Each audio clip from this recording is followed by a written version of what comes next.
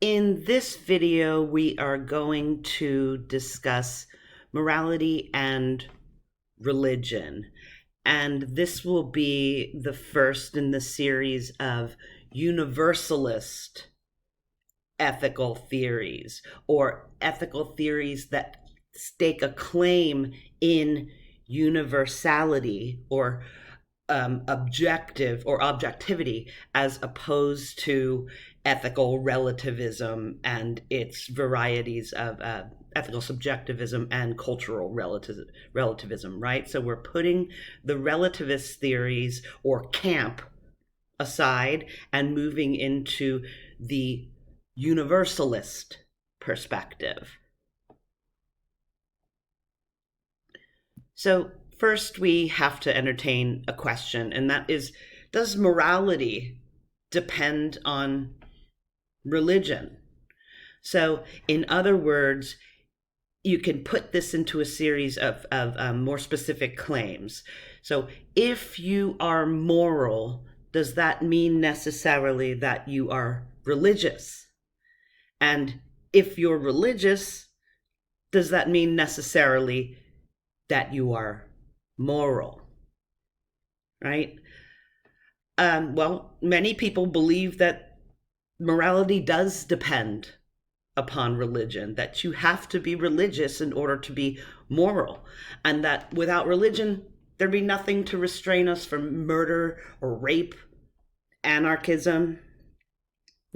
And in popular thinking, morality and religion are almost inseparable.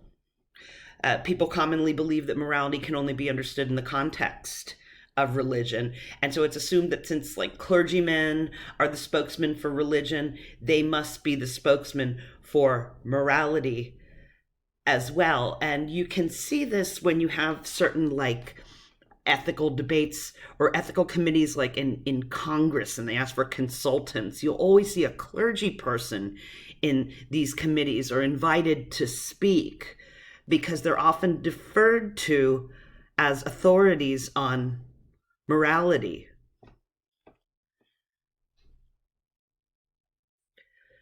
Question: could there be a rational basis for morality? And one that appeals only to reason or logic in order to justify why we shouldn't murder, rape, steal, lie, etc. And remember, we're talking about morality here, not legality. Right? What's moral isn't necessarily legal, and what's legal is not necessarily moral. And you can negate each of those claims and come up with the same logic. Right? Well, we'll see if there can be a rational basis for morality. That's what we're going to dedicate the next series of videos to. But for now, let's take a look at two religion-based universalist moral theories. And these are known as divine command and natural law. So our first is divine command. And here are the tenets of divine command theory. Morally right means commanded by God, and morally wrong means forbidden by God. Simple enough. Whether something's right or wrong is a perfectly objective manner, according to this theory. It's right if God commands it, and it's wrong if God forbids it. So you have no more problems with that pesky subjectivity, objectivity debate about ethics. It's a perfectly objective matter. You want to know if something is morally permissible or morally forbidden? God will let you know. He has laid this out in his commandments in some form or another. And no other justification is necessary for an action to be considered right or wrong than God's commands.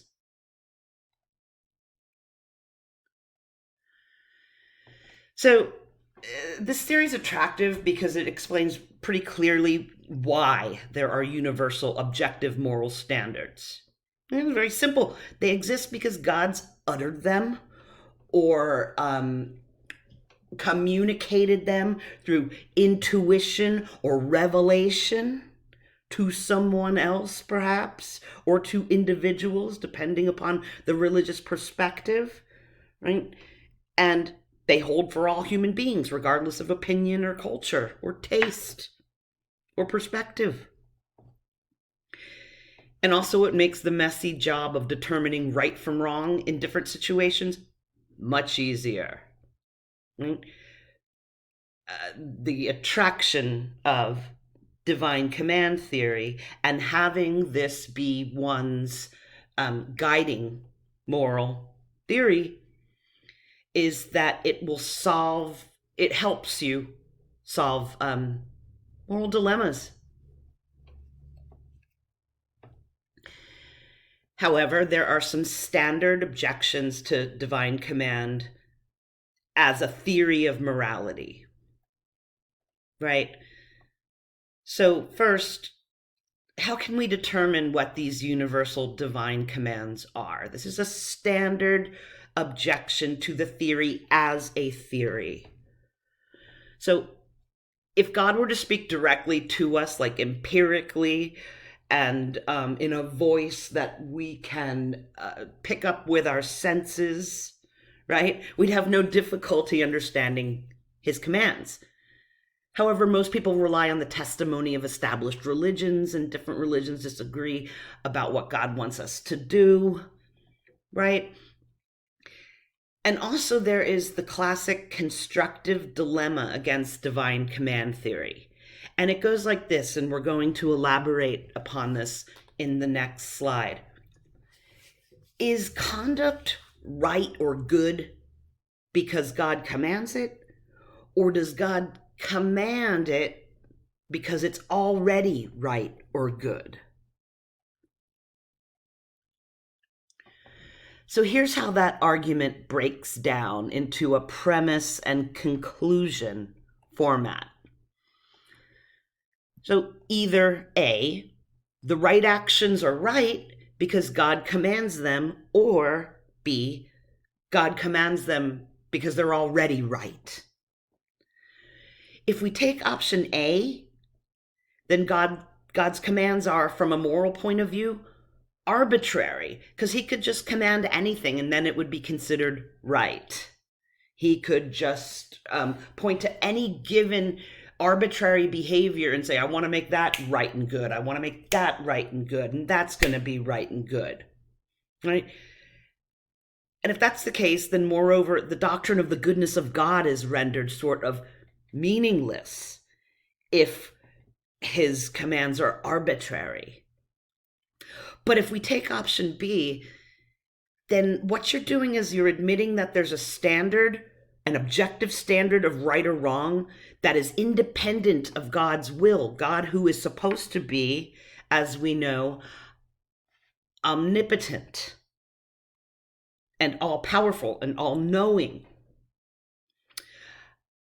So that would mean that, like, let's imagine that some sort of behavior, let's say being charitable. What this premise is saying is that if you take option B, then God looks down and says, there's charitable behavior. I'm beholding that. And I can see that it is good naturally in its own right. And so I'm going to command that sort of behavior. That means that something managed to be good on its own without God purposefully intending it. And that causes a problem for the standard definition of God. So on to premise 4, therefore we must either regard God's commands as arbitrary and give up the right of the doctrine of the goodness of God, or admit that there's a standard of right and wrong that's independent of God's will, which is going to pose questions for his omnipotence. And premise 5, both of these choices are terrible. That's the dilemma that you're left with when you follow this line of reasoning. So therefore, the conclusion goes, perhaps divine command theory is the problem.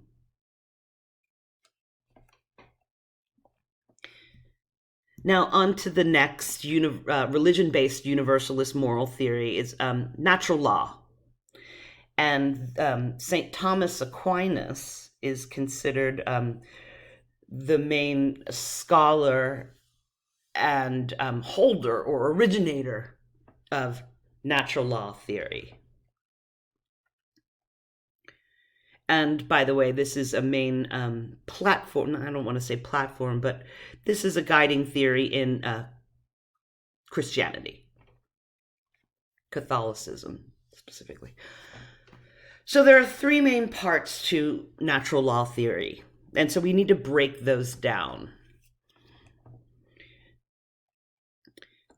First part is the world.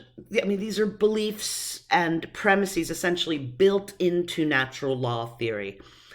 The world's a rational order, reason-based order, the whole world, the universe for that matter, and it has values and purposes built into its very nature.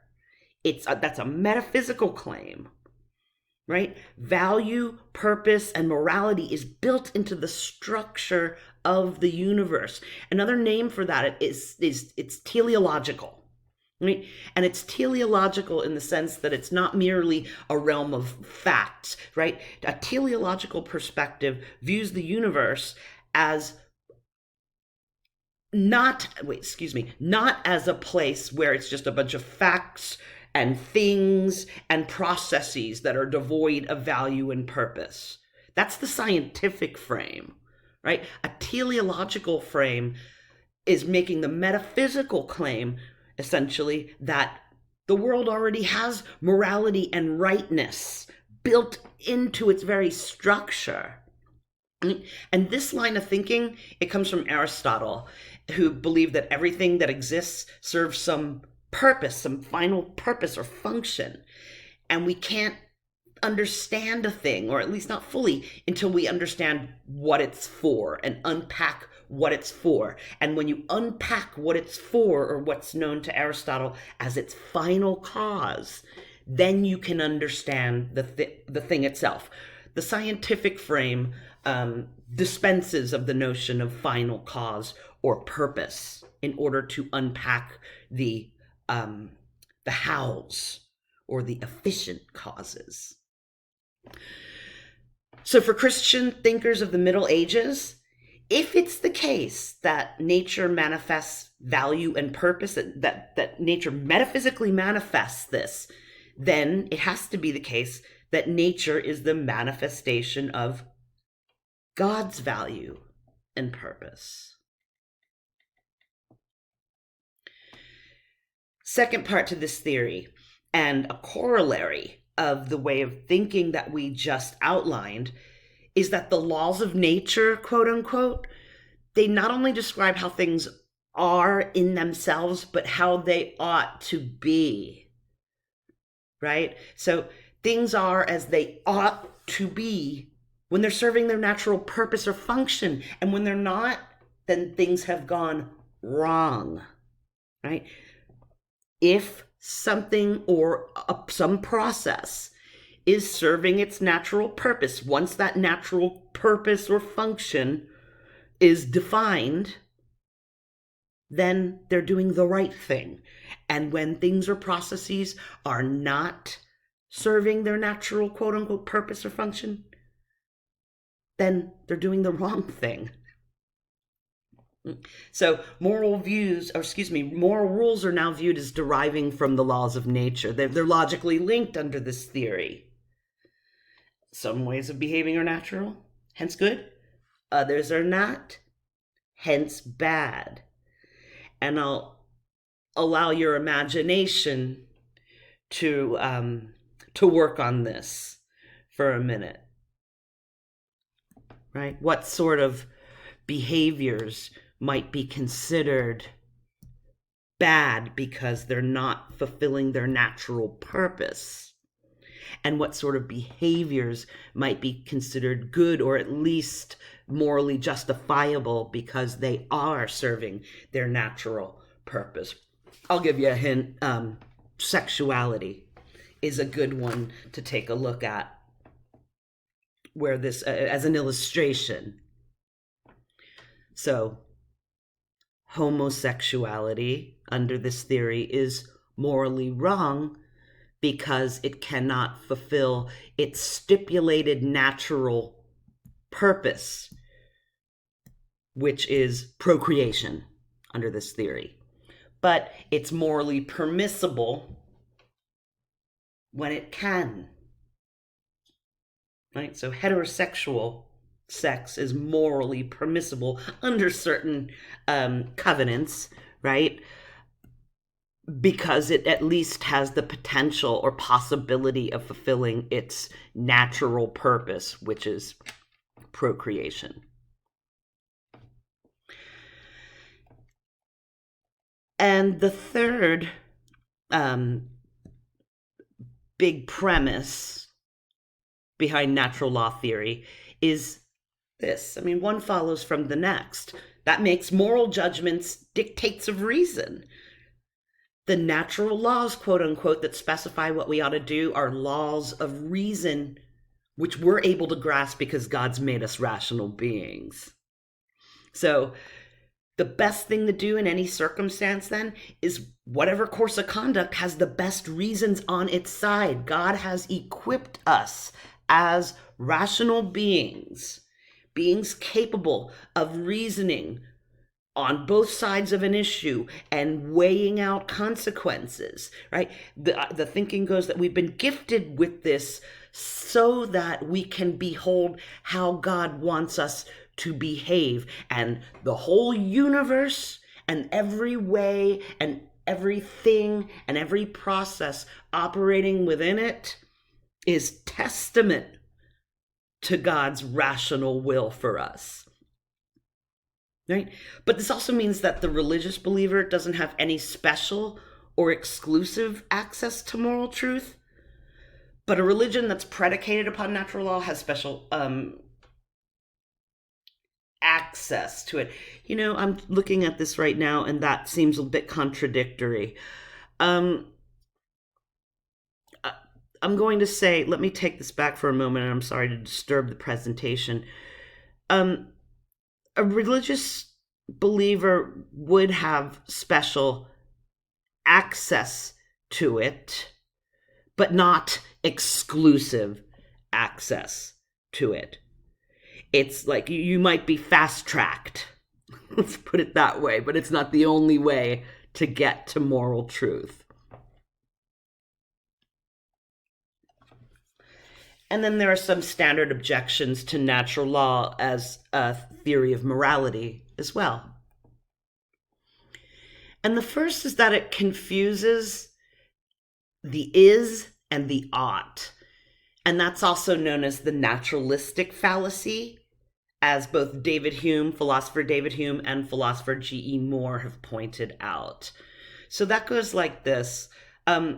Or the naturalistic fallacy kind of goes like this. What is the case and what ought to be the case are logically distinct.